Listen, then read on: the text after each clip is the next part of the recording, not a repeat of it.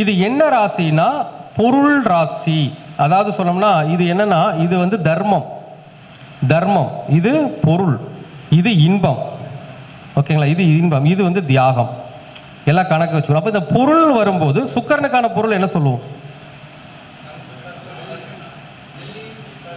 வெள்ளி. அது சிம்பிளா பரிகாரத்துக்கு சொன்னா, ஈஸியா சொன்னா ட்ரெஸ், புத்தாடை.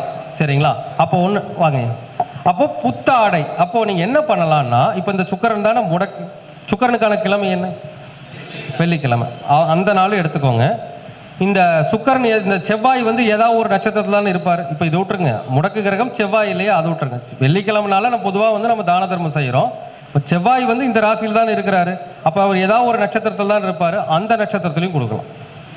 அப்போ அப்படியும் செய்யலாம். அல்லது வெள்ளிக்கிழமை நாளில் என்ன பண்ணலாங்க, தாராளமாக நீங்கள் இந்த பரிகாரத்தை செய்யலாம். வெள்ளிக்கிழமை நாளில் என்ன பண்ணலாம்?